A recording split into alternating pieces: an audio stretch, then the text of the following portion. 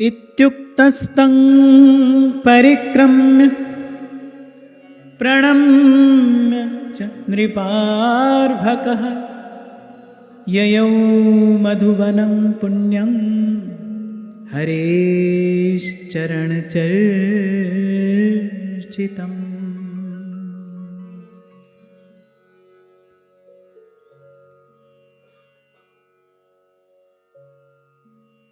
तो श्री नारद जी से इस प्रकार भजन का मार्ग प्राप्त करके, साधना की विधि प्राप्त करके ध्रुव जी ने नारद जी को प्रणाम किया, उनकी प्रदक्षिणा की और श्री भगवान के चरण चिन्हों से अंकित परम पवित्र मधुबन में पहुंच गए। और वहां नारद जी जा पहुंचे ध्रुव जी के पिता के पास। पिता के पास पहुंचे और पिता को देखकर कहते हैं, राजन किं ध्यायसे दीर्घं मुखेन परिशुष्यता किं वा नरिष्यते कामो धर्मो वार्थेन संयुतः। अब नारद जी सब बात जानते तो हैं। राजा उत्तानपाद से कह रहे हैं, बोले क्या हुआ, मुख बिल्कुल मुरझाया हुआ है तुम्हारा, बिल्कुल श्रीहीन से लग रहे हो इस समय। और तन मन सब स्वस्थ तो है, तुम्हारे धर्म अर्थ आदि किसी काम में किसी प्रकार की कोई कमी तो नहीं आ गई, कोई विघ्न तो उपस्थित नहीं हो गया, क्यों चिंतित हो, क्यों उदास हो। अब जानते तो थे नारद जी। अच्छा देखो, ये नारद जी का कार्य है, भूले भटके जीव को हाथ पकड़ के सन्मार्ग पर ले आते हैं। पहले ध्रुव जी को मार्ग बताया, अब पहुंचे हैं ध्रुव जी के पिता के पास, क्योंकि भूल तो उनसे भी हुई है और छोटी नहीं, भारी भूल हुई है, बड़ा अपराध हुआ है। और राजा को भी अपनी भूल का एहसास हो गया है। राजा ने उत्तर दिया, सुतो में बालको ब्रह्मन् स्त्रैणेना करुणात्मना निर्वासितः पंचवर्षः सह मात्रा महान कवि। राजा ने कहा, प्रभु मैं बड़ा ही स्त्रैण हूं, निर्दय हूं। राजा को बड़ा दुख हो रहा है, हृदय बड़ा व्याकुल है, पीड़ा से पीड़ित है कि देखो हाय हाय, मैंने अपने 5 वर्ष के नन्हे से बालक को उसकी माता के साथ घर से निकाल दिया। राजा स्वीकार कर रहे हैं कि बड़ा स्त्रैण हूं मैं। देखो, आसक्ति जीवन की पवित्रता का नाश करने वाली है। किसी में भी यदि आपकी आसक्ति है तो आपका जीवन पवित्र नहीं रहेगा, आप अपने जीवन में सदाचार रख नहीं पाओगे, धर्म नहीं रहेगा। क्यों? जिसमें आसक्त होगे उसकी आसक्ति के अधीन होकर हित अहित का विचार नहीं करोगे, कर्म अकर्म का विचार नहीं करोगे, उचित अनुचित का विचार नहीं करोगे। आसक्ति के वश होकर, मोह के अधीन होकर ही तो व्यक्ति ना करने योग्य कर्म करता है। 100 पुत्र हुए और धृतराष्ट्र को गुरुजन कह रहे हैं कि जो सबसे बड़ा पुत्र है ये कुलघाती होगा, ये तुम्हारे कुल को, तुम्हारी कीर्ति को कलंकित कर देगा, सदा के लिए नष्ट कर देगा, इसको इसी समय नष्ट कर देना चाहिए। ये विष का पौधा है, इस पर भयंकर विष के फल आएंगे, तुम्हारा धर्म अर्थ काम सब नष्ट कर देगा, इसको नष्ट कर दो। पर मोह के अधीन धृतराष्ट्र उस समय वो निर्णय नहीं ले पाए। तो आसक्ति जो है पुनः जीवन में सदाचार रहने देती है, पुनः जीवन में पवित्रता रहने देगी, ना ही आपको धर्म के मार्ग पर चलने देगी। और अपनी ओर देखो, कितना भी भजन साधन में हम लगे हुए हैं, पर मन कहीं ना किसी में आसक्त है ना। और एक बात जान लीजिए, किसी में राग हुआ तो किसी में द्वेष भी होगा। राग के कारण ही द्वेष जन्म लेता है।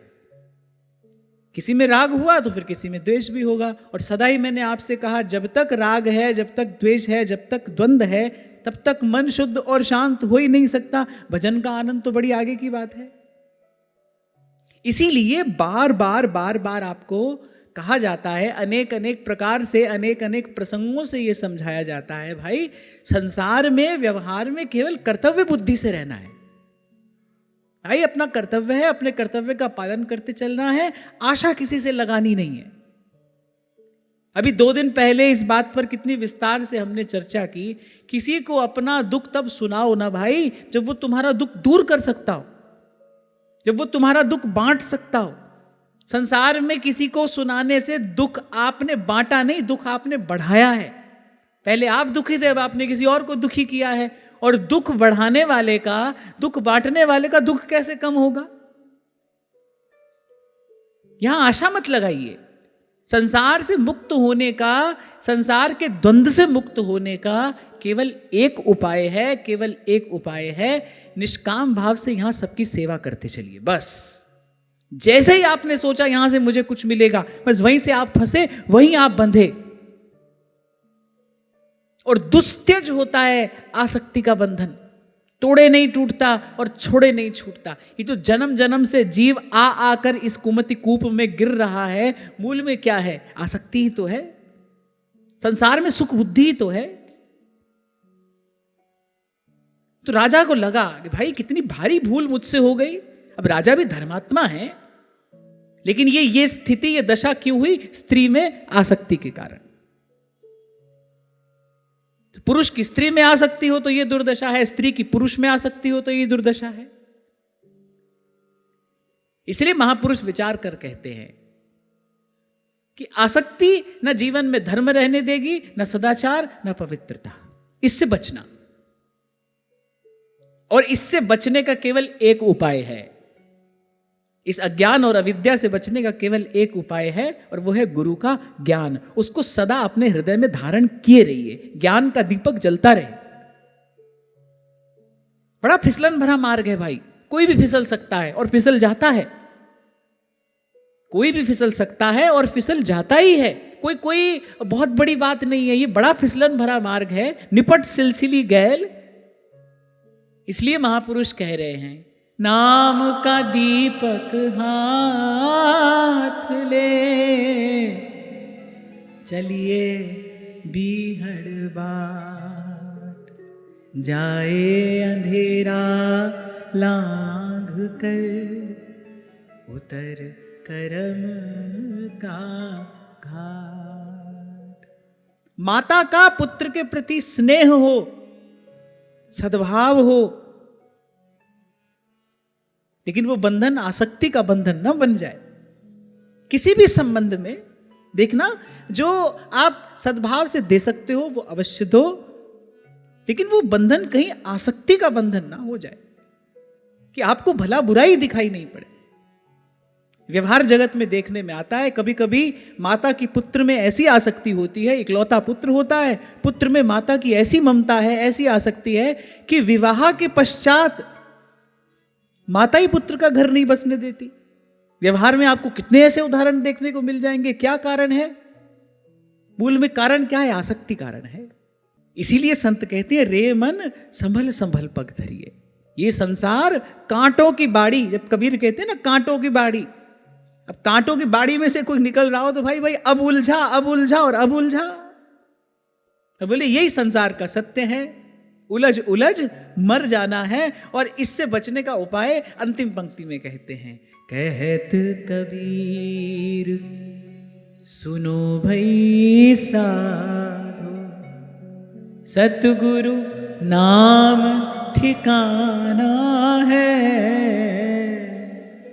सतगुरु नाम ठिकाना है, रहना नहीं है देश बेगाना है। संसार के वास्तविक स्वरूप का बोध जीवन में बना रहे, इंटैक्ट रहे,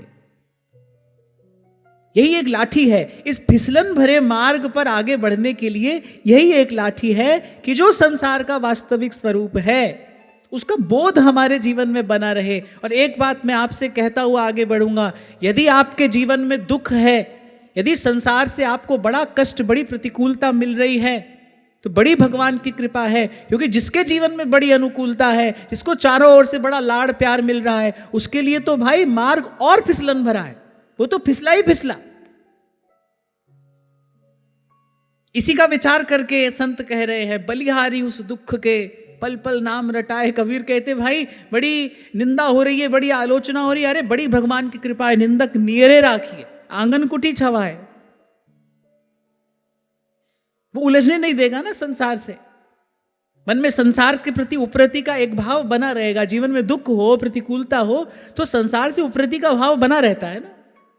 आप कोई काम करने निकले, आप बार बार असफल हो रहे हो उसमें, तो क्या होगा? अंततः कभी ना कभी उस काम से आप उपरत हो जाओगे ना। आपको छोड़ो भाई, नहीं करना है हमको ये। यदि उस काम में सफल हुए तो क्या होगा? और आगे बढ़ने की इच्छा होगी। 1 के 10 आपने कमा लिए, तब इच्छा होगी भाई 10 के 20 हो जाएं। और 1 भी गंवा दिया और 2 बार 4 बार गंवा दिया तो आपको लगेगा नहीं भाई, हम तो काम धंधा नहीं कर सकते, हमसे नहीं होगा, ये छूट गए ना उससे। तभी तो कबीर कह रहे हैं, हारे को तो हरि मिले और जीता जम के द्वार। कबीरा तुम्हारा भला, अरे जीतन दे संसार। हारे को तो हरि मिले। हारे कोई मिलते हैं भगवान। सुनेरी मैंने निर्बल के बलराम, वो निर्धन के धन है, निर्बल के बल है। हारे को हरि नाम। जब तक श्रेष्ठता है, योग्यता है, आप में सामर्थ्य है, आप जीत रहे हो, तब तक तो नहीं बच सकते भाई। राजा किसी दूसरे राज्य पर अधिकार करता है, जीत जाता है, तो आपको उसको लगता है भाई मुझे अपनी राज्य की सीमा और बढ़ानी है। आज तक देखो इतिहास में यही तो होता आया। धरती हंसती है, बोली देखो ये सब मूर्ख मेरे लिए लड़ रहे हैं, ये सब चले जाएंगे, मुझे तो यहीं रहना है, मैं तो जिसकी हूं उसकी हूं, सब है भूमि गोपाल की। और ये मूर्ख राजा लड़ लड़ कर और अपना जीवन समाप्त कर लेंगे। तो हारे को तो हरि मिले और जीता जम के द्वार। तो अगर जीवन में दुख है, प्रतिकूलता है, साधक हो तो फिर तो धन्यवाद करो भगवान का। प्रभु आपने मेरे लिए ऐसी व्यवस्था की है, आप मुझे इससे उलझने दोगे ही नहीं, ये आपकी कृपा है, मेरा मन कभी इसमें लगेगा ही नहीं। और भाई जिसको ठाकुर जी को अपने पास रखना हो उसके लिए तो प्रभु यही व्यवस्था करते हैं। उसको ठाकुर जी बहुत अनुकूलता नहीं देते। आप देखो जिस को जीवन में बहुत सुविधा मिली है उसका जीवन नष्ट हुए बिना नहीं रहा है। अभी कुछ दिन पहले एक माता ने प्रश्न पूछा था ना कि सत्संग श्रवण करते हैं तो आपकी बात में श्रद्धा भी है, आपकी बात मानते हैं कि सब भगवान का ही रूप है, सब भगवान की इच्छा से हो रहा है, लेकिन जब वस्तुतः प्रतिकूलता आती है, जब हमको कोई कष्ट पहुंचाता है, जब हमारा कोई अपमान करता है, तो सारा ज्ञान बह जाता है। पहला कारण तो यही है कि श्रद्धा अभी अधूरी है। श्रद्धा पूर्ण हो जाए, गुरु के संत के वचन में यदि पूर्ण श्रद्धा है, पूर्ण विश्वास है, उसके प्रति पूर्ण समर्पण है, फिर तो उसके बाद कोई प्रश्न नहीं रहना चाहिए।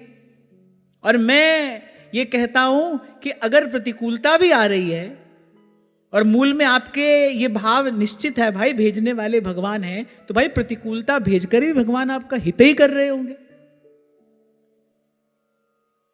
आपको बताया था ना मैंने, श्री स्वामी रामसुख दास जी महाराज ने एक बार कहा था, बोले कोई ऐसा व्यक्ति या कोई ऐसी स्थिति आपके परिवेश में आ गई है जो बार बार आपका अपमान हो रहा है, आपका तिरस्कार हो रहा है, आप साधक हो तो आप धन्यवाद करो भाई, मेरे तो घर में गंगा आई है मेरे पाप धोने के लिए। पाप धोने के लिए व्यक्ति मीलों यात्रा करके जाता है गंगा यमुना का स्नान करने के लिए। भगवान ने कृपा करके मेरे घर में गंगा उतार दी है कि मेरे पाप धोने के लिए आई है। क्योंकि जो आपकी निंदा कर रहा है, जो अकारण आपको कष्ट दे रहा है, आपका पाप हर रहा है वो। ध्रुवदास जी कहते हैं कि नहीं कि पर निंदा के किए ते आवत कछु नहीं हाथ, और मूर्ख पर्वत पाप को ले चले अपने साथ। तुम्हारे पाप का पर्वत वो अपने सिर पर उठाकर लेकर जा रहा है। कबीर तो कहते हैं संसार में हित करने वाले 3 ही हैं, जग में हितुआ 3 हैं, निंदक माई बाप। माँ बाप तो हितैषी हैं ही, बोले एक निंदक बड़ा हितैषी होता है। जग में हितुआ 3 हैं, निंदक माई बाप। बोले वो हाथ से मल धोते हैं, ये जीभ से धोते हैं।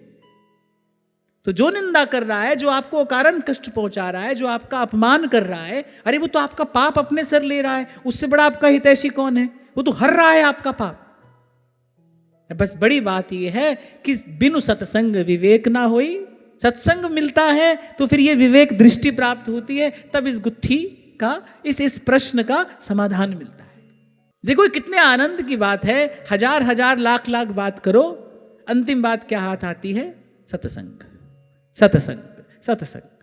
सब रोग की औषधि क्या है? सत्संग है। यहीं से सद्विचार आएगा भी और यहीं से सद्विचार बना भी रहेगा। तो जिसको पवित्र जीवन का अनुष्ठान करना है, अनेक अनेक प्रकार के अनुष्ठान लोग करते हैं ना, जिसको ये अनुष्ठान करना है भाई मेरा जीवन पवित्र रहे, ये सबसे बड़ा अनुष्ठान है, ये सबसे बड़ा साधन है, ये सबसे बड़ी तपस्या है। अगर कोई इसमें लगाए भाई मेरा जीवन पवित्र रहे बस, तो उसको तो भाई सदा सतत नित्य निरंतर प्रयास पूर्वक, प्रमाद के त्याग पूर्वक सत्संग में बने ही रहना चाहिए, या में प्रमाद ना करे। सारी दैवी संपत्ति यहीं से प्राप्त होती है। और भूला भटका जीव भी जब रास्ते पर आता है तो सत्संग की कृपा से आता है। राजा उत्तानपाद के पास नारद जी पहुंचे, सत्संग देने के लिए तो पहुंचे, भाई भूल गया है, भटक गया है, इसको सही मार्ग देना चाहिए। अच्छा देखो, जैसे ही नारद जी पहुंचे, नारद जी का दर्शन हुआ, नारद जी के चरणों का पूजन अर्चन किया, संत के दर्शन से ही बुद्धि शुद्ध हो गई। राजा को लगने लगा कितना कितना भारी पाप कर्म मैंने कर दिया। इसीलिए कहा जाता है सत्संग दर्पण दिखाता है आपको, संत का सानिध्य ऐसा ही है। अभी 2 दिन पहले आपसे यही कह रहा था, सत्संग का ये पहला प्रसाद है, आपको अपना दोष दिखाई देने लगता है, आपको अपनी भूल समझ में आती है। आप साधक को तो आपने अवश्य अनुभव किया होगा, अपनी भूल स्वीकार करते ही मन हल्का हो जाता है। जैसे आप अपनी भूल स्वीकार कर लेते हो, आप अपना दोष स्वीकार कर लेते हो, आपके मन से आधा बोझ उतर जाता है। वो जो दंभ का बोझ आपने रखा हुआ था वो उतर जाता है, मन हल्का हो जाता है।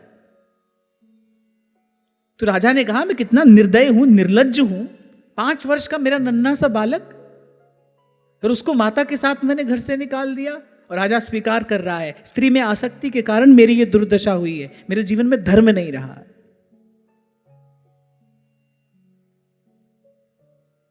महाराज दशरथ को क्या क्या सुनना पड़ा इसी आसक्ति के कारण। राम जैसे पुत्र को वन में भेजना पड़ा, ऐसा निर्णय लेना पड़ा इसी आसक्ति के कारण। तो साधक को तो भाई यथासंभव प्रयास करके, चाहे वो स्त्री हो या पुरुष हो, साधक को इससे बचना चाहिए। और इससे बचने का एक ही उपाय है, सतत सत्संग और सतत सेवा। नहीं तो भाई इस कांटे की बाड़ी में उलझे बिना नहीं रहोगे। और आपसे मैंने कहा था चदरिया बड़ी झीनी है, वो उलझी तो फिर फटे बिना नहीं रहेगी। और करना क्या है, ज्यों की त्यों धर देनी है चदरिया, झीनी चदरिया है। इसलिए रे मन संभल संभल पग धरी। जिस वस्तु में आपकी महत्व बुद्धि होती है उसको आप संभालते हो। मोबाइल कहां है? मोबाइल कहां है? कहां है मोबाइल? कहां है? ऐसे यहां नहीं लाए, संभाल के रख के आए हो, इसीलिए पूछा मैंने। यहां नहीं लाए, संभाल के रख के आए हो, है ना? संभाल के रख के आए हो। क्यों? बड़े महत्व की वस्तु है भाई वो। जिसमें आपकी महत्व बुद्धि है उसको आप संभाल कर रखते हो। कितनी बड़ी विडंबना है, जीवन की संभाल नहीं है, समय की संभाल नहीं है। देखो कितनी बड़ी विडंबना है ये, कितना अमूल्य ये अवसर है। रोते रोते संत कहते हैं, बड़े भाग मानुष तनु पावा, सुर दुर्लभ सोई ग्रंथ गावा।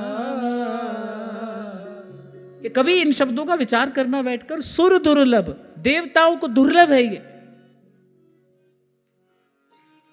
वो आपको मिला, उसकी कोई संभाल नहीं है।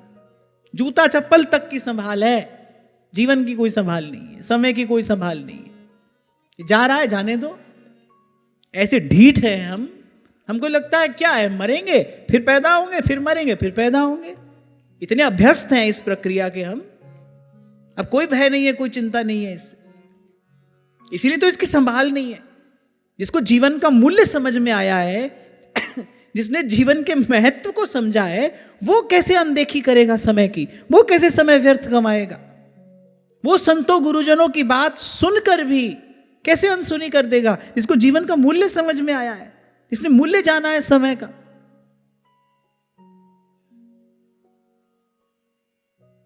कुछ प्राप्त करना तो दूर की बात है, कुछ प्राप्त करने के लिए जिस मार्ग पर हमको चलना है, उस मार्ग पर भी अभी हम चले हैं कि नहीं। अपने आप से यह प्रश्न तो करना चाहिए। आपसे कहा था मैंने, यही मानव मात्र की पीड़ा है। वो धर्मानुष्ठान नहीं चाहता, लेकिन धर्म का फल चाहता है। उसको भजन नहीं करना है, साधन नहीं करना है, उसको संघर्ष नहीं करना है, उसको परिश्रम नहीं करना है, लेकिन उसको जो इस सब का फल है, भगवत कृपा, वो उसको चाहिए। उसको स्वयं को पात्र नहीं बनाना है, लेकिन भगवत कृपा उसको चाहिए। जैसे आप कर रहे हो, ऐसे होता हो तो करके देखो। पर ऐसे होता नहीं भाई, ऐसे नहीं होता।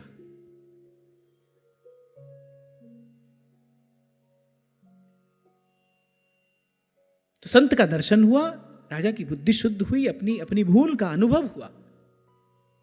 क्या कर दिया मैंने, स्त्री के अधीन होकर ये कैसा अनुचित कार्य मैंने किया। अब राजा को चिंता हुई, वो जो ममता सोई थी, जो पुत्र के प्रति जो पिता के हृदय में जो वात्सल्य होता है, वो जगा। अब राजा ने कहा, अरे कमल सा मुख उसका भूख से कुंभला गया होगा। अरे असहाय बालक को वन में कहीं कोई हिंसक पशु ही ना खा गया हो। और फिर कहा राजा ने, अहो में बद्दौरात्म्यं स्त्रीजितस्योपधारय योंकं प्रेम्णारुरुक्षन्तं नाभ्यनंदम सत्तमः। राजा ने कहा कि कैसा स्त्री का दास हूं मैं, मेरी कुटिलता तो देखिए। अरे बालक केवल प्रेमवश मेरी गोद में ही तो बैठना चाहता था, और मुझ दुष्ट ने उसका तनिक भी आदर नहीं किया। देखो ये जो राजा कह रहा है ना, ये शब्द बता रहे हैं कि सही मार्ग दिखाई पड़ गया है राजा को। संत के दर्शन से, संत के संग से राजा को अब सही मार्ग दिखाई पड़ गया है। इसलिए मैंने कहा सत्संग का पहला प्रसाद यही है, कि प्रथम प्रसाद है आपको अपनी भूल समझ में आ जाए। हाँ भाई, ये भूल हमसे हो रही है, ये गलती हमसे बार बार हो रही है। ऐसे तो मैंने कई बार आपको कहा, इस विषय पर कई बार चर्चा हुई। आप साधक हो के नहीं, यदि आपको अपने आप को कसौटी पर कसना है तो सबसे पहली बात यही है कि समय का आदर करते हो कि नहीं। जानबूझकर समय तो नहीं गंवाते हो। आज पूछा किसी माता ने, ये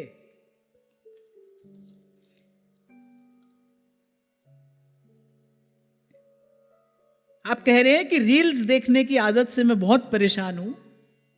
कई बार मैंने प्रयास किया, कुछ समय के लिए सेल्फ प्रॉमिस करके संकल्प भी किया, उतने दिन तो मैं बच सकी, पर उसके बाद और अधिक तीव्रता से इस विकार ने जकड़ लिया। बहुत समय हो गया है, मन बिखरता जा रहा है, और इस कारण ठाकुर जी से अब दूरी अनुभव होती है। सत्संग मिलता है, कुछ दिन बच जाती हूं, पर फिर मन उधर जाता है। कृपा करके समाधान करिए। किसने पूछा है ये? किसका प्रश्न है ये? बाहर है, सामने आओ। आपका प्रश्न है, बैठ जाओ यहीं पे, यहीं बैठ जाओ। सबसे पहले तो बेटा तूने बड़ी हिम्मत का काम किया है, जो सीधी सच्ची बात यहां पर बोली है, और सबके बीच में तू उठकर भी आई है। ये देखकर मैं हृदय से तुझे शुभ कामना देता हूं, श्री जी से प्रार्थना करूंगा कि तू इससे मुक्त हो जाए।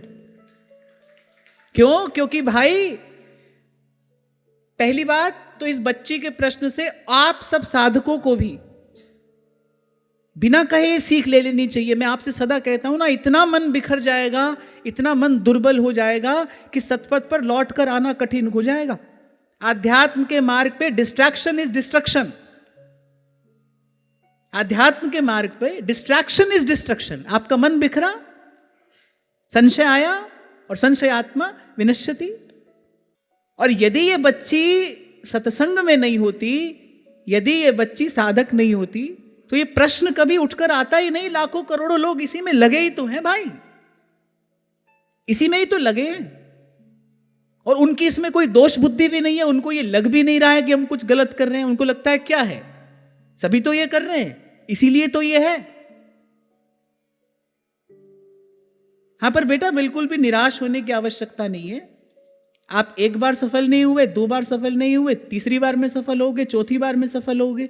कम से कम आपके मन में ये इच्छा तो है, आपने कम से कम समझा तो सही, आप अपने मन की स्थिति को देख तो पा रहे हो। सत्संग का इतना प्रकाश तो आपके जीवन में है, आपने पहले ये देखा कि ये गलत हो रहा है, और फिर आप ये भी देख रहे हो कि मेरा मन ठाकुर जी से दूर जा रहा है। 2 काम इसमें करना, एक तो प्रार्थना सतत करना और एक पुरुषार्थ सतत करना। बिल्कुल भी हारना नहीं, बिल्कुल भी निराश नहीं होना। कोई भी आदत ऐसी नहीं है जिसको तोड़ा ना जा सके, जिसको छोड़ा ना जा सके। एक बात गांठ बांध कर रख लेना, ऐसा कुछ यहां पर बना नहीं है जिसको बिगाड़ा ना जा सके, और इतना कोई बिगड़ना नहीं जिसको सुधारा ना जा सके। मन थोड़ा बिगड़ा है, पर सत्संग की कृपा से आपको समझ में आ रहा है मन बिगड़ा है, सुधर जाएगा। खूब नाम जप करना और श्री जी से प्रार्थना करना। जहां आकर मनुष्य का अपना पुरुषार्थ काम नहीं करता, वहां पर भगवान की कृपा काम करती है। सच्चे मन से श्री जी से प्रार्थना करोगे, श्री जी कृपा करेंगे, और जो कार्य अपनी सामर्थ्य से नहीं हो रहा, अपनी ताकत से नहीं हो रहा, वो श्री जी की कृपा से होगा। पर बेटा तेरे लिए बहुत बहुत आशीर्वाद है, तू साहस करके तूने प्रश्न भी पूछा और सबके बीच में उठकर भी आई। आपके लिए शुभकामना है। तो क्या कह रहा था मैं इससे पहले? समय का आदर। साधक हो तो सबसे पहली कसौटी यही होनी चाहिए। इस कसौटी पर अपने आप को खरा उतारिए। भूल से भी ऐसे समय तो व्यर्थ नहीं कर रहे। व्यर्थ की बात, व्यर्थ का चिंतन, इसी को प्रपंच कहते हैं। व्यर्थ की चर्चा, व्यर्थ का चिंतन जो बिल्कुल असत में ही लगा है। आपसे कहा था ना मैंने, गिरिराज वाले श्री पंडित जी महाराज जी बात कहा करते थे। वो कहते थे, भैया काउ दिन भजन को मन ना होए तो खाए पी के सोए जाए, पर बोले संसार की चर्चा ना करे, व्यर्थ की वार्ता न करे, कदापि ना करे। दुस्संग सर्वथैव त्याज्य। आप देखो महापुरुष बार बार कह रहे हैं सत्संग करना और कुसंग से, पशु से बचना। कल भी मैंने आपको कहा था, मैं सदा सच बोलूंगा। इससे अच्छा यह है कि आप ये संकल्प करो, मैं झूठ नहीं बोलूंगा, मैं सबका हित करूंगा, इसकी आवश्यकता नहीं है। हां, पर यह अवश्य संकल्प करिए कि मैं किसी का अहित नहीं करूंगा, मैं सारा समय भजन करूंगा। ऐसा संकल्प भले मत करो, पर मैं समय व्यर्थ नहीं करूंगा, ऐसा संकल्प तो आपको करना ही चाहिए। समय व्यर्थ नहीं गवाएंगे। और ये जो प्रेरणा है, ये जो प्रोत्साहन है, ये जीवन में आएगा और बना रहेगा केवल सत्संग की ही कृपा से। इसके लिए संत का शब्द चाहिए, इसके लिए गुरु का शब्द चाहिए। ये सत्संग की ही कृपा है कि किसी साधक के मन में इस बात की पीड़ा है कि मेरे द्वारा अनुचित हो रहा है, पर मैं अपने आप को रोक नहीं पा रहा हूं। कल ही मैंने उत्तर दिया था, एक बालक ने प्रश्न किया था, ना ना ना ना करते करते भी मैं अनुचित कर ही रहा हूं, क्या कभी इससे मुक्त हो पाऊंगा? अवश्य मुक्त होंगे। यदि नाम और सत्संग में निष्ठा रही तो अवश्य मुक्त होंगे। वही तो आपको यहां तक भी लेकर आया है। हाँ, ये अवश्य है कि अभी क्या है, अभी जो ना करने का विचार है उससे वो करा देने वाला संस्कार प्रबल है, इसीलिए वो आपसे करा देता है। और करते करते संस्कार प्रबल होता चला जाता है। कल आपसे कहा था मैंने, अच्छा आपसे और अच्छा कराएगा, बुरा आपसे और बुरा कराएगा।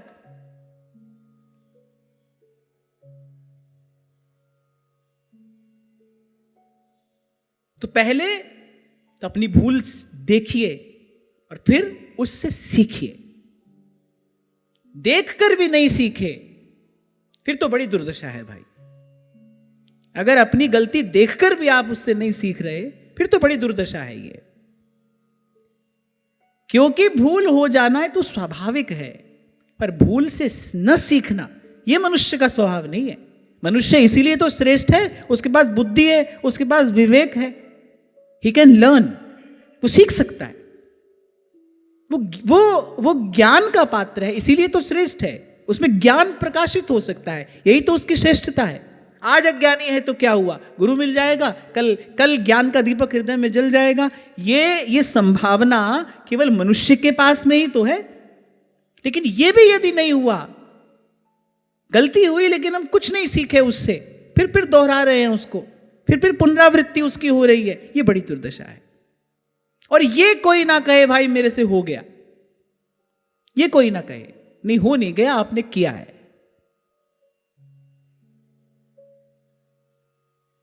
एक पद गाया करते थे कुमार गंधर्व, हे नरैना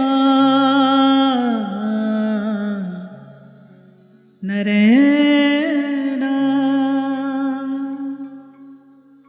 मोरा करिया न करिया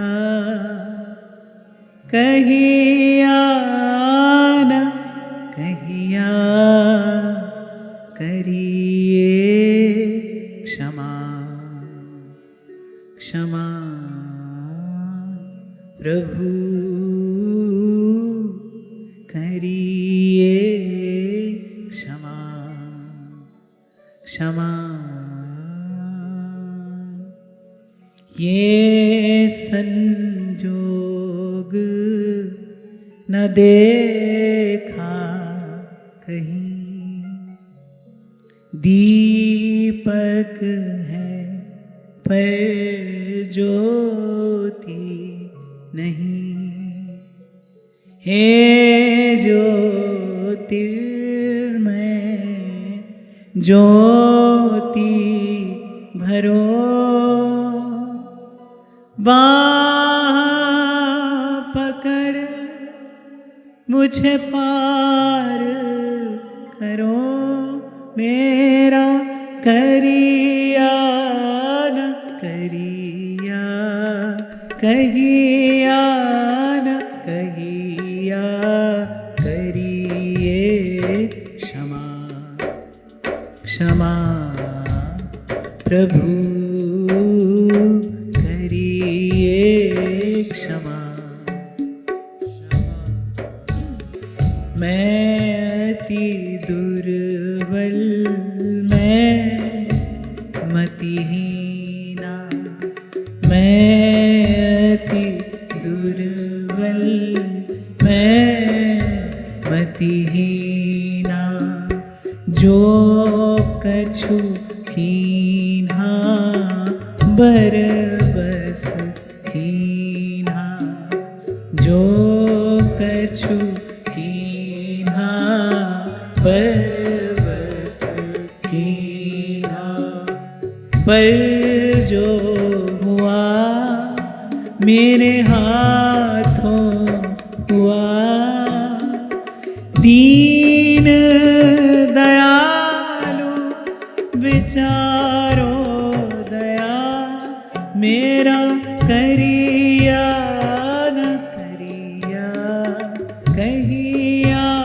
न कहिया करिए क्षमा प्रभु करिए क्षमा क्षमा। हे नरैना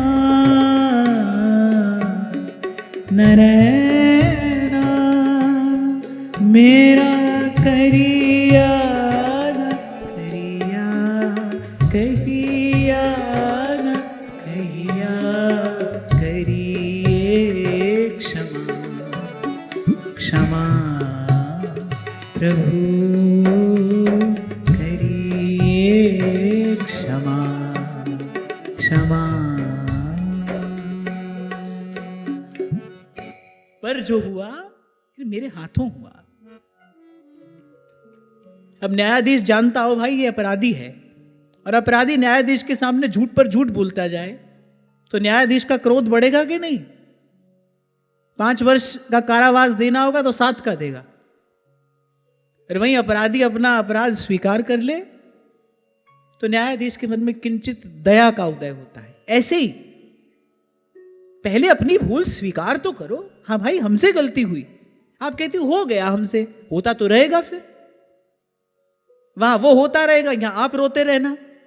फिर कौन कौन मुक्त करेगा तुमको इस होने और रोने से? नहीं हुआ, नहीं, पर जो हुआ मेरे हाथों हुआ। फिर कहने वाला कहता है, दीन दयालु विचारो दया प्रभु, मैंने किया है। अरे मैं चाह कर भी अपने आप को रोक नहीं पा रहा हूं। जो कछु कीना बरबस कीना। संस्कार बड़ा प्रबल है, संस्कार की शक्ति बहुत अधिक है। वो जो जन्म जन्म से आपने करके संस्कार को एक आकार दे दिया, एक शक्ति दे दी है, वो बड़ी प्रबल है। तो बलात् धकेलेगी आपको वहीं। इसीलिए संत कहते हैं, हिरे कर्म का ताला कर्म की चाबी से नहीं, कृपा की चाबी से खुलता है। तभी महाराज वाणी में कह रहे हैं, लेखे कतई न छुट्टिए, मैं खिण खिण पुल्लन हार, बख्शण हारा बख्श दे, नानक पार उतार। बात तो भाई भगवान की कृपा से ही बनेगी।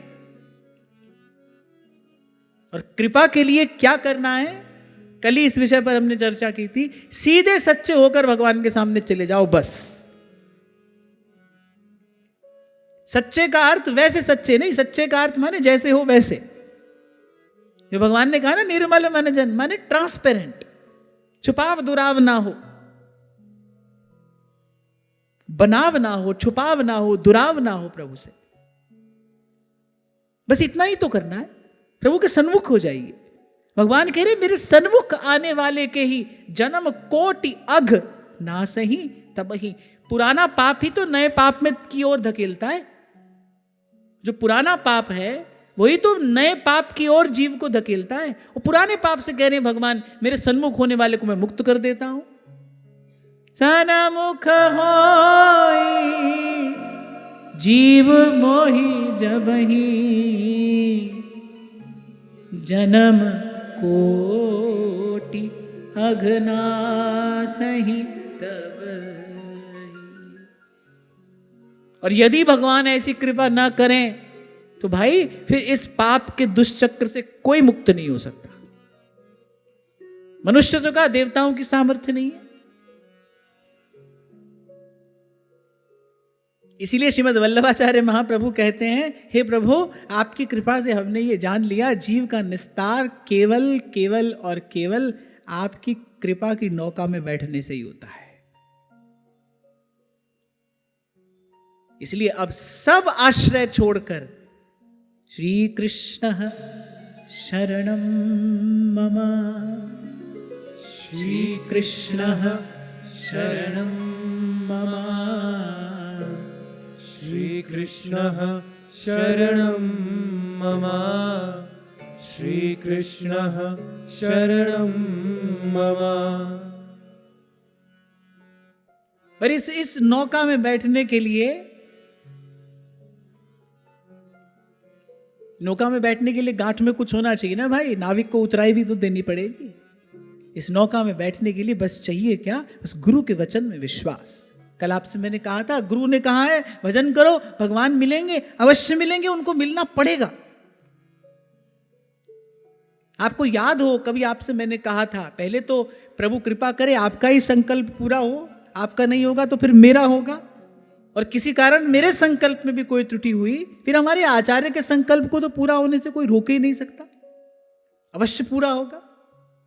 और मैं तो एक और बात कहता हूं, जो जन हरि के हो रहे, जो प्रभु का हो गया है, उसको कभी अपने कल्याण की चिंता तो करनी ही नहीं चाहिए। उसको कभी यह चिंता नहीं करनी चाहिए भाई मरने के बाद मेरी क्या गति होगी, मेरा कल्याण होगा कि नहीं। उसको तो यह चिंता होनी चाहिए, भाई मुझे सब प्रभु का जानते हैं, प्रभु का मानते हैं, मेरा जीवन इतना सुंदर हो कि मेरे स्वामी की अपकीर्ति ना हो। यही बात तो गोस्वामी जी ने कही, मम हृदय भवन प्रभु तो।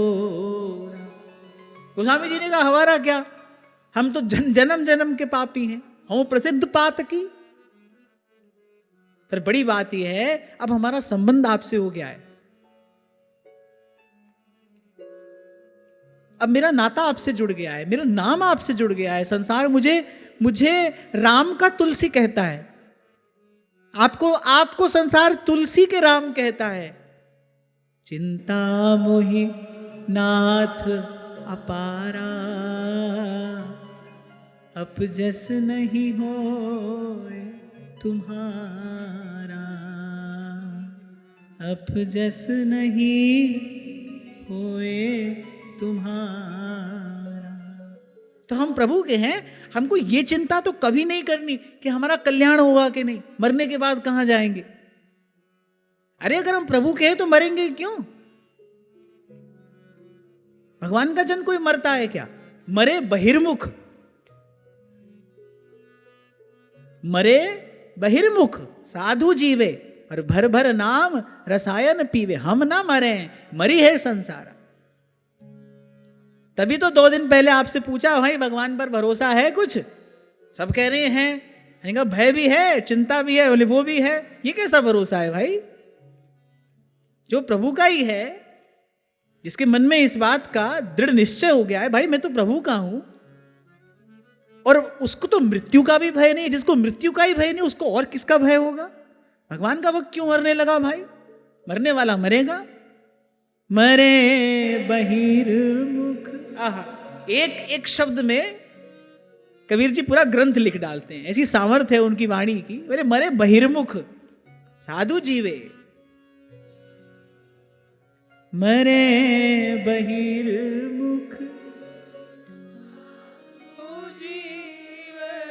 क्या अर्थ हुआ? बोले मरे बहिर्मुख। बहिर्मुख माने जो संसार को देख रहा है, वो संसार को देखते देखते मरेगा।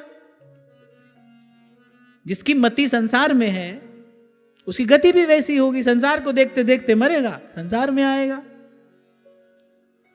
जो अंतर्मुख हो गया है गुरु की कृपा से, जिसको खबर पड़ गई है उस देश की, उसको नहीं मरना है। उसके लिए तो मृत्यु उत्सव है। कबीर कहते हैं, जा मरने से जग डरे, मेरे मन आनंद। आहा, कब मरी हो, कब भेटी हो, पूर्ण परमानंद। अरे कब मरी हो, कब भेटी हो, पूर्ण परमानंद। वो तो उसी घड़ी की प्रतीक्षा कर रहे हैं। भगवान कहते हैं, थोड़ा और रह जाओ, अभी थोड़ा और रह जाओ। तुम्हारे जैसा कोई एक भी भक्त यहां रहता है, मद भक्ति युक्तो भुवनम पुनाति। इस संसार में पवित्रता की पवन बहती है एक भक्त के रहने से, वरना वो तो उस घड़ी की प्रतीक्षा कर रहे हैं। वो तो रोते हैं अपने आप को देखकर, मास गया पिंजर रहा और ताकन लागे काग, साहिब अजहु न आइया, सखी मंद हमारे भाग। अरे जा मरने से जग डरे, मेरे मन आनंद। भक्त क्यों मरने लगा?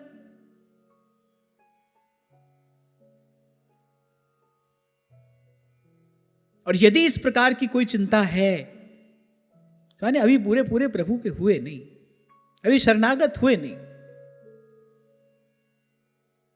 एक बार भगवान का सुजस तो सुनो। वही सुनकर तो गोस्वामी जी गए हैं शरण में। श्रवण सुजस सुनिया हूं। क्या क्या सुजस सुनकर आया हूं? प्रभु भंजन भवभीर। बोले आप संसार के, आप मृत्यु के भय का निवारण करने वाले हैं। इसी का विचार करके सूरदास कहते हैं, और देव सब रंक भिखारी, त्यागे बहुजु अनेरे। मृत्यु का भय का निवारण भगवान के अतिरिक्त कोई नहीं कर सकता। प्रभु आपका ये सुयश सुनकर मैं आया हूं। त्राहि त्राहि आरत हरन, सरन सुखद रघुबीर। सुखद रघुबीर।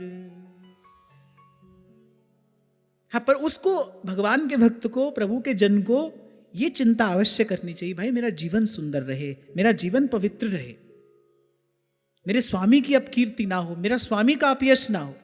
अब हम प्रभु के हैं, हमारी करनी ऐसी हो।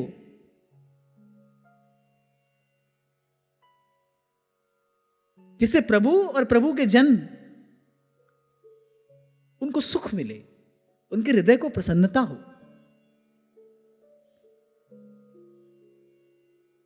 कभी कभी कोई कह देता है, बोले आपको किस बात की चिंता है, आपको तो यहां ही जाना है, आपको तो वहां ही जाना है। मैंने कहा हमको कहीं जाने की चिंता है ही नहीं, इस बात की चिंता है भाई जीवन पवित्र रहे हमारा, और इस बात की चिंता करनी चाहिए, इस बात की संभाल करनी चाहिए। क्यों नहीं करनी चाहिए? थोड़ी देर पहले यही तो मैं आपसे कह रहा हूं, छोटी छोटी चीज की चिंता करते हो, छोटी छोटी चीज की संभाल करते हो, जीवन की चिंता नहीं करनी चाहिए। इस बात की चिंता तो होनी चाहिए भाई मैं प्रभु का हूं, मेरा जीवन पवित्र रहे। क्यों? क्योंकि भगवान ही कह रहे हैं भाई मेरी माया बड़ी प्रबल है। संत कह रहे हैं कहां करूं तेरी प्रबल माया, देत मन भर माई।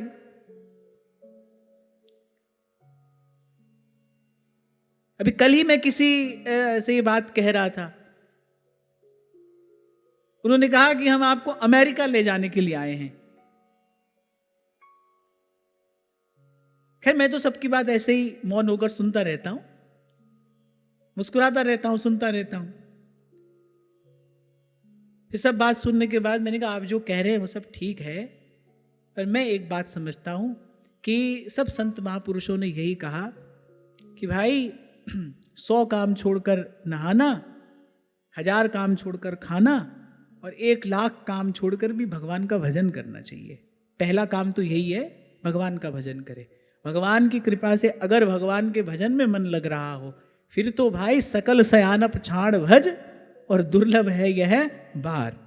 भजन में मन ना लग रहा हो, फिर व्यक्ति को सत्कर्म का, अन्य अन्य अनुष्ठान का विचार करना चाहिए। पर प्रभु की कृपा से भजन में मन लगता हो, फिर किसी भी विचार का त्याग करके भजन ही करना चाहिए। तो मैंने कहा महाराज आप सबकी कृपा आशीर्वाद है, धाम की कृपा है, आज थोड़ा मन लग रहा है, आज थोड़ी मन में इच्छा है कि हम भी थोड़ा भजन कर लें। आज मन है तो आज कर लेते हैं, अब कल की प्रभु जाने। और वैसे भी तिनका बयार के बस, अमेरिका क्या, वो कहीं भी ले जाना चाहें तो ले जा सकते हैं। हमारी अपनी तो कोई इच्छा है नहीं, व्यक्ति अपनी इच्छा से ही तो अपने आप को बांध कर रखता है। वे तो कोई इच्छा है नहीं, जहां प्रभु की इच्छा है, जहां वो ले जाना चाहे। वृंदावन का वास, ये तो हमारी तो ये भी इच्छा नहीं थी। मैं तो सदा ही कहा करता था श्री जी से बिल्कुल आग्रह मत करो, जब श्री जी की कृपा होगी कौन रोक लेगा, सब बानक बन जाएगा, चुटकी में बन जाएगा। और अपने जीवन में मैंने ये घटते हुए देखा। मैं कल भी शंभू जी से कह रहा था कि जब कोविड आया और जब पहली बार ये लगा कि भाई महीना 2 महीना अब लॉकडाउन है, अब घर पर ही रहना है, उससे पहले के जो 2 वर्ष थे, आप सब लोग जानते हैं मैं महीने में 20 से 25 दिन ट्रैवल करता था। और मैं शंभू जी से कहता था शंभू जी कोई ऐसा समय आए, बस वृंदावन धाम का वास हो और बस वृंदावन में नित्य सत्संग हो। तो शंभू जी मुझे फाइल निकाल कर दिखाते थे, बोले देखो अगले 3 साल का अपना आप कार्यक्रम देखो। तो बोले अभी तो आप ये बात सोचो भी मत। अब देखो हम तो कहीं और ही चल रहे थे, कुछ और ही सोच रहे थे, श्री जी ने कृपा की, देखो क्या से क्या हो गया। तो भगवान की कृपा से अगर भजन में मन लग रहा हो, फिर तो भाई कोई और विचार करना ही नहीं चाहिए। तो मैंने कहा आप जो कह रहे हैं वो तो सब ठीक है, प्रभु जहां ले जाएंगे वहां चले जाएंगे। पर अभी श्री जी ने कृपा करके यहां अपने चरणों में बिठाया है, और ऐसा हमने सुना है कि उनसे दयालु तो कोई है नहीं, अपने चरणों तक लाकर फिर कहीं और हमको क्यों भेजने लगे। हम तो दिन रात कहते ही यही हैं, लाडली हम दीन हैं, हम दीन हैं, कृपा सिंधु में जिए वो मीन है। लाडली हम तो तुम्हारे दास हैं, और रहना चाहते बस पास हैं। यहाँ के रसिक तो यही मांगते हैं प्रिया जी से, हो हूं मचल पर्यो या पौरी, मुख निरखो रहो नेरी, बस हमको निकट रखिए। जो समर्थ हो वो दूर जाए, जिसके पास भजन का बल हो, जिसके पास साधन का सामर्थ्य हो, वो तो भाई संसार के किसी भी कोने में रहे। हमारे पास वो सब तो है नहीं। यही विचार करी तो प्रिया जी कृपा करके ले आई हमको यहां पर।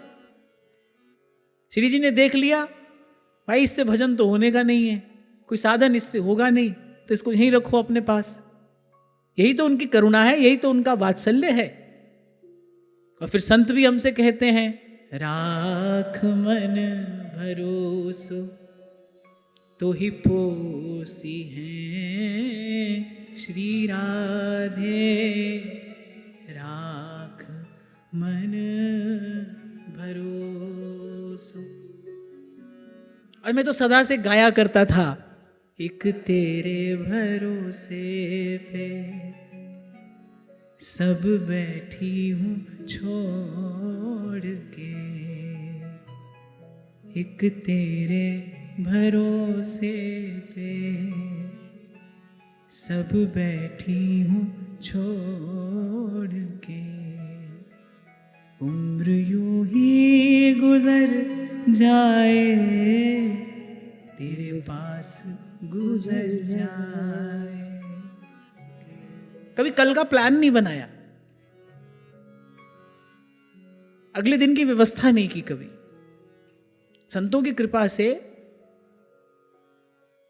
और मैं बहुत संभल कर कह रहा हूं, संतों की ही कृपा से मन के भीतर बस कहीं एक ये विश्वास था, नहीं प्रभु हमारी संभाल कर रहे हैं, हमको उनके काम में हस्तक्षेप नहीं करना।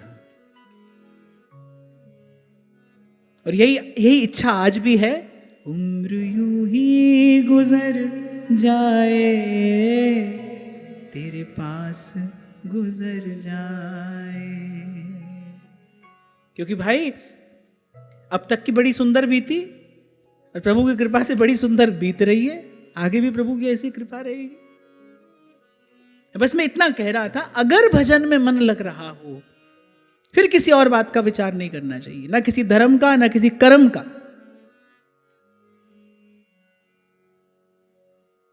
क्योंकि पहली बात, श्रेष्ठतम कार्य तो यही है। ये ना हो फिर और विचार करना चाहिए भाई, हम क्या सत्कर्म करें, किस प्रकार सेवा करें। भजन होता हो तो फिर तो भाई भजन ही करना चाहिए। पहले भी आपसे मैंने कहा था, कोई एक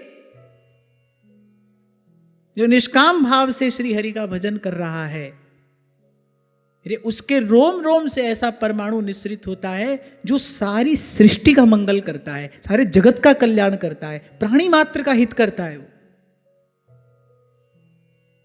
भजन कहने को भजन है भाई, पर होने को तो भगवान का भी भगवान है, भगवान को बांध लाने वाला है, निराकार को साकार कर देने वाला है, अव्यक्त को व्यक्त कर देने वाला भजन है। भजन से भारी और क्या है। तभी तो भजन करने वाले के लिए व्यास जी कह रहे हैं, व्यास बड़े हरि के जना। कैसे बड़े हुए हरि के जन? हरि के भजन से ही तो बड़े हुए। हरि ही नवावत मात, जिनके ही में बसत हैं, तीन लोक के नाथ, बड़े हरि के जना, बड़े हरि के जना। तब नारद जी ने आगे कहा, मामा शुचः स्वतनयं देवगुप्तं विशाम्पते, तत्प्रभावम् अविज्ञाय प्रावृंक्ते यद्यशो जगत्। नारद जी ने कहा, मामा शुचः स्वतनयं। नारद जी ने कहा, बस अब रो मत।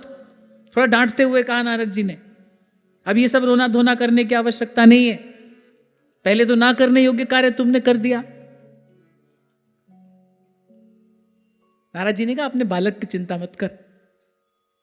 बड़ी सुंदर बात है। नारद जी कह रहे, बोले अरे उसके रक्षक भगवान है, कौन मिटाए उसे, जिसको राखे पिया। कहा करे रस खान को कोई दुष्ट लवार, करे पत राखन वारो आप हो, जब माखन चाखन हार। सूरदास जी कहते जाको मनमोहन अंग करे। मैंने तो सदा आपसे कहा ना भाई, अपनी अपनी श्रद्धा है, हमारी संत के शब्द में श्रद्धा है। हमको लगता है जो संत ने कह दिया उसको 3 लोक 14 भुवन में पलटने वाला कोई भी नहीं है, भगवान भी नहीं पलट सकते उसको। साधु का कहा वृथा नहीं जाए। और सूरदास जी कहते हैं जाको मनमोहन अंग करे, इसको प्रभु अपना ले। वाको केस खसे नहीं सिरते, जो जग बैर करे। आपको शायद पहले मैंने बताया था, मेरी दादी मुझे सिखाती थी। वो कहती थी बेटा जितने तारे गगन में उतने शत्रु होए, कृपा हो गिरधर लाल की बाल ना बाका होए। ऐसा तो प्रभु का स्वभाव है, ये तो उनका व्रत है भक्त के लिए। अच्छा ऐसे देखो प्रभु सम स्वभाव है, उनका ना किसी से राग है और ना किसी से द्वेष है, लेकिन भक्त का बैरी उनका बैरी है, भक्त का हितैषी उनका हितैषी है।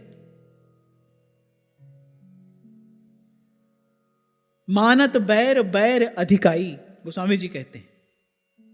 बोले भक्त से बैर करने वाला, बोले वो भक्त से बड़ा बैरी प्रभु का हो जाता है, प्रभु मान लेते हैं उससे अपना बैर मान लेते हैं। ऐसे तो सम स्वभाव हैं, समता प्रभु का गुण है, पर लेकिन जो भक्त का सुहृद है वो उनका सुहृद है, जो भक्त का बैरी है वो उनका बैरी है। हम भगतन के भगत हमारे, हम भगतन के भगत हमारे। ये जो प्रभु की स्वीकृति है भाई, ये हमारा है। इसी बल पर तो भक्त 3 लोक 14 भुवन की संपत्ति ठुकरा कर भगवान का भजन करता है। कुछ ऐसा सुख है इसमें, ये जो प्रियतम की स्वीकृति है, ये कोई ऐसा बल है, ये कोई ऐसा सुख है, ये कोई ऐसा आनंद है, ये जिसको प्राप्त होता है। महाप्रभु करिए मुक्तिस्तुच्छी भवती वहुषा प्राकृता प्राकृत श्री। हे स्वामिनी आप मुझे स्वीकार कर लें, आप मुझे अपना कह दें, आप मुझे अपनी किंकिरी मान लें, तो महाप्रभु करिए मुक्तिस्तुच्छी भवती बहुशः प्राकृता प्राकृत श्री। बोले मुक्ति मेरे लिए तुच्छ हो जाए और समस्त लौकिक अलौकिक संपदाएं मैं तृणवत त्याग दूं, आप मुझे अपना लें, आप मुझे अपना कह दें। कब टेर के निकट बिठाओ, कब अपनो भाग, प्रभु अपना लें। देखो संबंध तो दोनों पक्षों की स्वीकृति के बाद ही स्थापित होता है। आप किसी को अपना कहो, कहते रहो, जब तक वो आपको अपना नहीं माने तब तक संबंध स्थापित नहीं हुआ। आप भी अपना मानो, वो भी अपना माने, तब संबंध बना।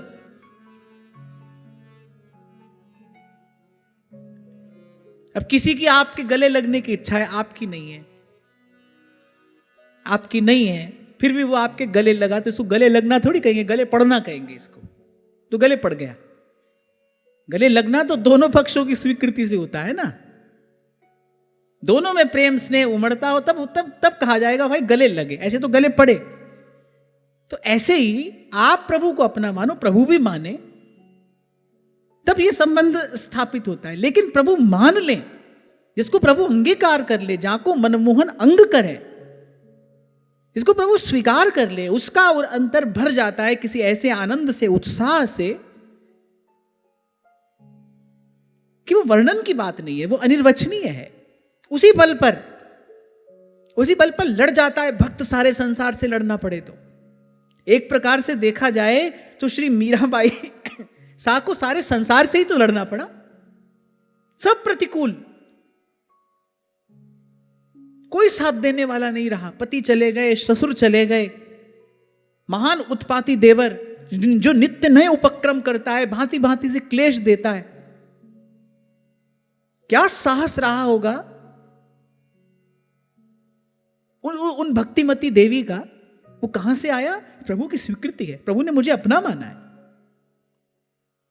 ये बहुत बड़ा नहीं, ये सबसे बड़ा बल है। तो नारद जी ने कहा बस बस बहुत रोने की आवश्यकता नहीं है, और अपने बालक की चिंता तो बिल्कुल मत करो, चिंता करनी हो तो अपनी करो। नारद जी ने कहा राजन तुम चिंता करो तो अपनी चिंता करो, भटके तो तुम हो। उचित अनुचित का भान तो तुमको भूल गया, विवेक तो तुम्हारा मारा गया, बुद्धि तो तुम्हारी चली गई, लेकिन तुम्हारा पुत्र तो भगवान का भजन करने गया है। और फिर नारद जी ने कहा बोले उसके रक्षक भगवान हैं, बोले तुमको उसके प्रभाव का पता नहीं है, तत्प्रभावम अविज्ञाय, बोले उसके प्रभाव का तुमको कुछ पता नहीं है। अरे उसका सुयश तो सारे संसार में फैल रहा है। सुदुष्करं कर्मकृत्वा लोकपालैरपि प्रभु एष्यत्य चिरतो राजन यशो विपुलयन् स्तव। नारद जी ने कहा बालक बड़ा समर्थ है, जिस काम को बड़े बड़े लोकपाल भी नहीं कर सके, मैंने उसे बड़ी शीघ्र पूरा करके वो तुम्हारे पास लौट आएगा, और तुम्हारा पुत्र तुम्हारे भी सुयश का कारण बनेगा। पुत्र वही होता है जो पिता को लोक और परलोक दोनों में सुयश और सद्गति प्रदान कराए। मेरे भाग्य से तुमको ऐसा ही पुत्र मिला है, लोक में तुम्हारे यश का कारण बनेगा और परलोक में तुम्हारी सद्गति कराएगा, ऐसा पुत्र तुमको प्राप्त हुआ है। लेकिन ये कार्य वो करेगा कैसे? अरे भगवान का भजन करके करेगा। आप देखो इस पूरे प्रसंग में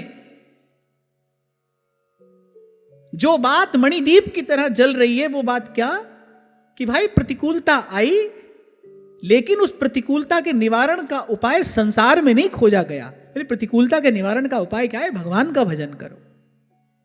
ये जो क्लेश प्राप्त हुआ है, इस क्लेश की निवृत्ति हरि के भजन से होगी। संतों के अनुभव को आदर दिया गया। ये एक होता है श्रुति शास्त्र सम्मत सिद्धांत, एक होता है संत सम्मत सिद्धांत। प्राय करके तो वो दोनों एक ही हैं, पर कहीं कहीं जिस रहस्य को वेदों की श्रुतियां और शास्त्रों के सिद्धांत भी नहीं जान पाए, उस रहस्य को संतों ने जाना है। जहां किसी की पहुंच नहीं है, वहां भगवान का भक्त पहुंचता है कि नहीं? तो संत सम्मत सिद्धांत यही है।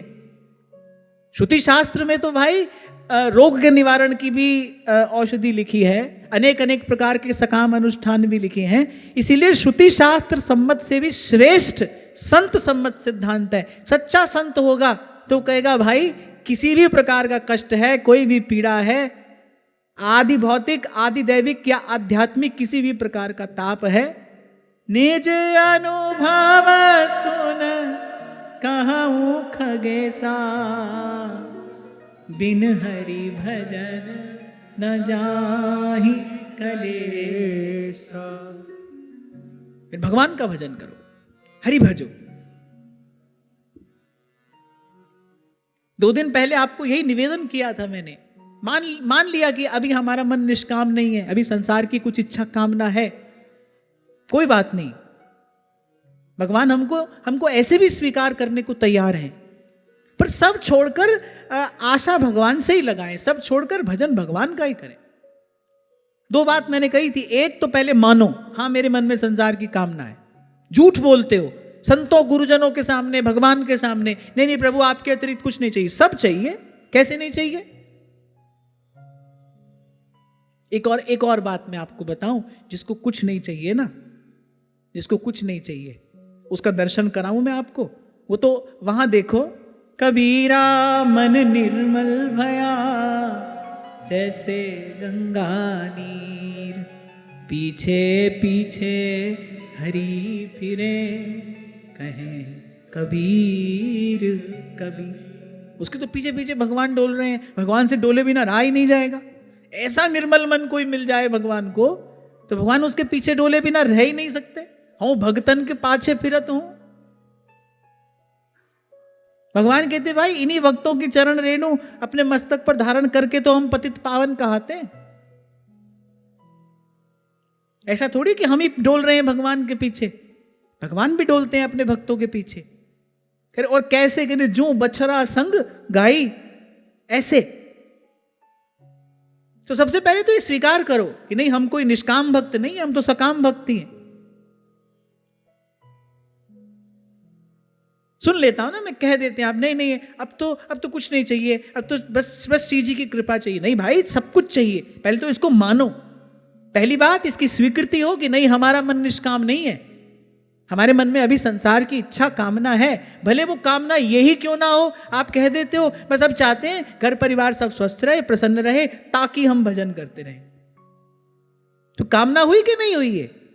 है मन में कामना और अपने आप को कहते हो निष्काम, कैसे मन निर्मल होगा?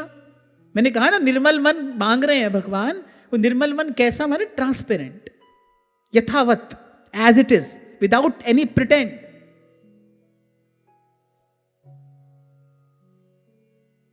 अच्छा चलो लगे हाथ पूछ ही लेता हूं आपसे, सब चाहते हो ना भाई घर परिवार हमारा स्वस्थ रहे, प्रसन्न रहे?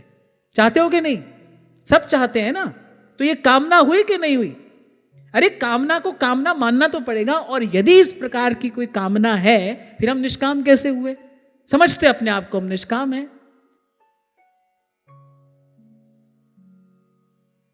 तो दो बात, पहले तो स्वीकार करिए हाँ हम सकाम हैं, और दूसरी बात, अब भाई जैसे भी हमारे मन की कामना है, जो कहना है कहेंगे हम अपने प्रभु से, क्योंकि संतों से गुरुजनों से सुना है, जो मांगे ठाकुर अपने से सोई दे है। इसीलिए कहते हैं सत्संग में बैठना दर्पण देखने जैसा है। वो आपको आपके वास्तविक स्वरूप से परिचय कराएगा, आपकी वास्तविक स्थिति से परिचय कराएगा। हम वस्तुतः खड़े कहाँ हैं। और सदा कहा मैंने आपसे, जहां पहुंचना है इस बात की जानकारी होना जितना आवश्यक है, उससे कहीं अधिक आवश्यक है ये जानना कि मैं खड़ा कहां हूं, मुझे अपनी यात्रा का आरंभ कहां से करना है। हम भाई अभी सब सकामता के ही धरातल पर खड़े हैं, सब सकाम है, किसी ना किसी प्रकार की इच्छा कामना हम सभी के मन में है। इसको स्वीकार करना है। और प्रभु हमसे ना ही करते हो तब तो हम झूठ सच करें, तब तो हम ये लीपापोती करें। इसीलिए कुब्जा का मनोरथ भगवान ने पूर्ण किया। कुब्जा ने भक्ति नहीं दिखाई, उसके मन का जो भाव था उसने यथावत श्री कृष्ण से निवेदन कर दिया। भले उसकी निंदा हुई, आज भी कुछ महापुरुष कुब्जा के भाव की निंदा ही करते हैं। वो कहते हैं बड़ी दुर्भगा है वो, श्री कृष्ण को पाकर भी देखो उसने क्या मांगा। पर तत्काल उसको उसका मनोवांछित वर भगवान ने दिया, क्योंकि भाई जो हृदय में भाव था वो उसने प्रभु से कह दिया। प्रभु ने ये कभी नहीं कहा कि हमको इस भाव से भजने वाले कोई हम मिलेंगे। वो कह रहे जिस भाव से हमको भजेगा उस भाव से मिलेंगे। ये यथा माम प्रपद्यन्ते तांस तथैव भजाम्यहम्। इसीलिए थोड़ी देर पहले आपसे मैंने कहा, करना हमको क्या था? बस केवल सीधे सच्चे होकर प्रभु के सन्मुख हो जाना था। आज तक वही हमसे नहीं बन पाया।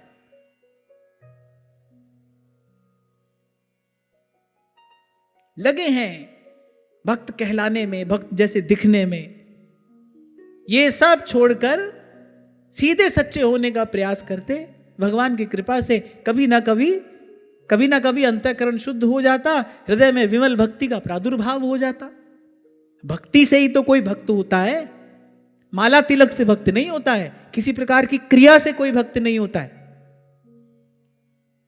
किसी ने यह प्रश्न किया है कि कलि संतरणोपनिषद में लिखा है कि 3.5 करोड़ नाम जप करने वाले को भगवान का दर्शन होता है।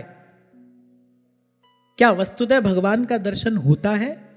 कलि संतरणोपनिषद में लिखा है कि 3.5 करोड़ नाम जप करने वाले को भगवान का दर्शन होता है। पर मैं यहां पर बड़ी विनम्रता पूर्वक एक बात कहूं, नाम जप करते करते दर्शन की लालसा जगेगी तो भगवान का दर्शन होगा। भगवान का दर्शन भगवान के दर्शन की इच्छा से होगा। ऐसा भी देखने में आया 3.5 करोड़ नाम जप करने वाले को भी दर्शन नहीं हुआ और उससे कम में भी भगवान का दर्शन हो गया।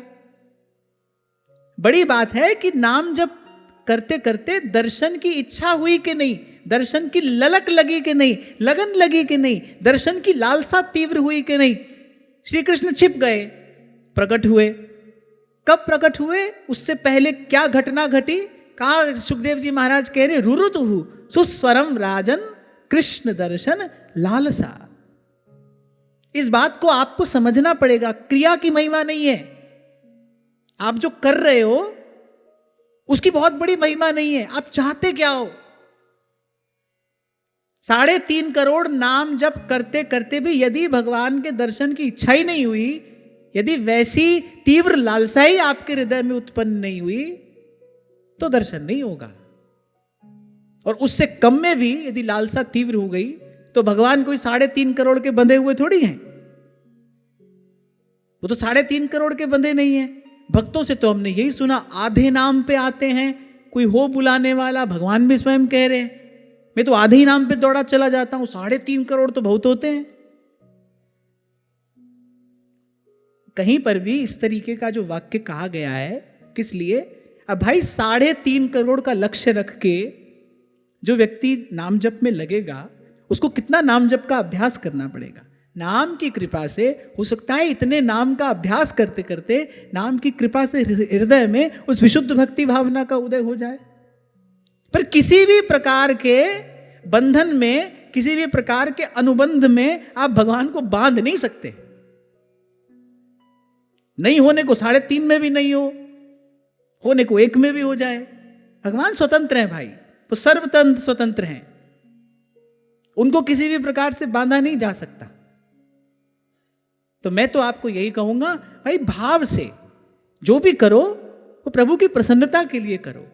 मैंने तो कई बार आपसे कहा, जो भी करो ना भाई, उसके फल स्वरूप प्रभु से बस एक ही बात मांगो, प्रभु मेरा अंतःकरण शुद्ध हो जाए।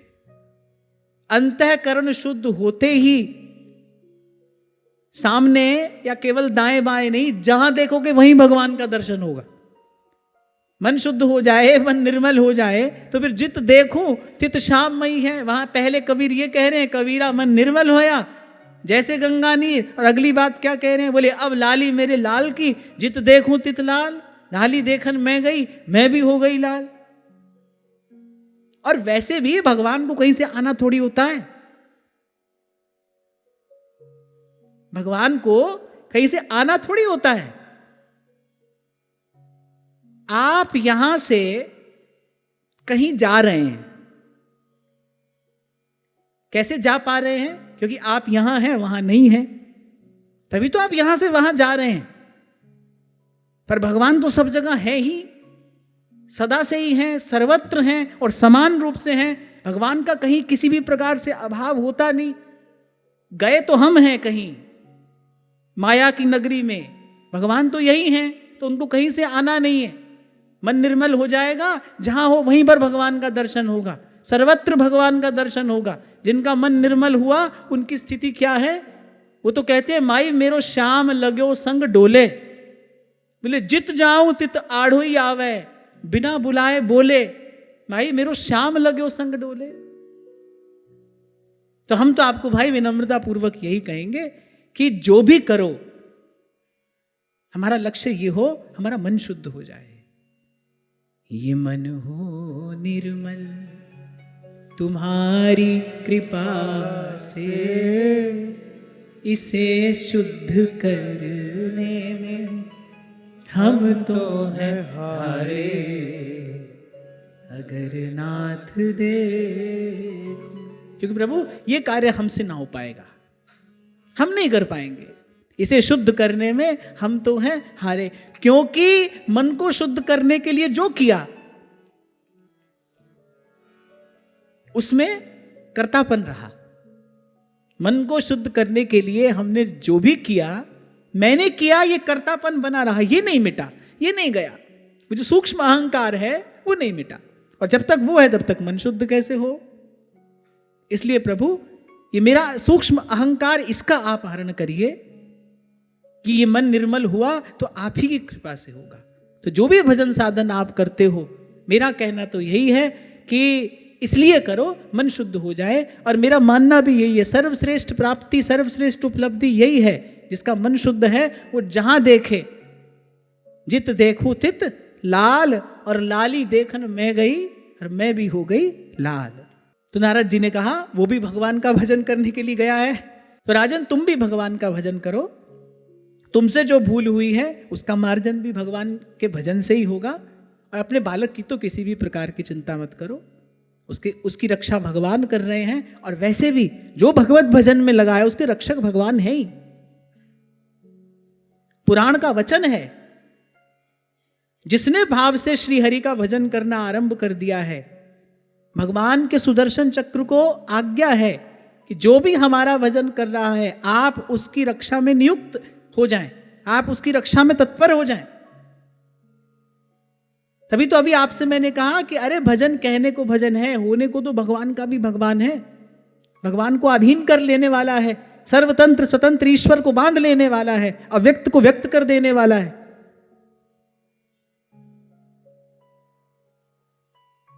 जो सुरमुनि दुर्लभ है भगवान का भक्त भजन से उसको अपनी दृष्टि का विषय बनाता है। देवता कभी कल्पना भी नहीं कर सकते जैसे ब्रजवासी कन्हैया के साथ में खेलते हैं। जब भगवान लीला कर रहे थे वो तो वहां ऊपर खड़े खड़े ही देख रहे थे, अरे देखो ऐसा भी हो रहा है, ऐसा भी हो रहा है। ब्रह्मा जी की जो चकर घिन्नी बनी वो तो सब जानते हैं, अज हूं पछुताए। जो सुख भक्त को मिलता है किसकी कृपा से मिलता है? भजन की कृपा से ही तो मिलता है। भगवान आधीन हो जाते हैं, भजन की तो कृपा है, भजन की तो महिमा है। उससे बड़ा गौरव किसके पास में है? तो भजन कहने को भजन है भाई, होने को भगवान का भी भगवान है। इसीलिए थोड़ी देर पहले जो मैंने आपसे कहा, भजन में मन लगता हो तो फिर कोई और धर्म कर्म विचार करने की आवश्यकता नहीं है। ज्ञान कर्म व्रत धर्म भक्ति किंकर की। इसीलिए ध्रुवदास जी कहते हैं, सकल सयानप छाण भज दुर्लभ है यह बार। श्री हरिवंश सार श्रुति वर्ण्यो राधा हरि जस गावो रे। जीवन थोयो धीर कछु नाही, काहे जन्म गवावो रे।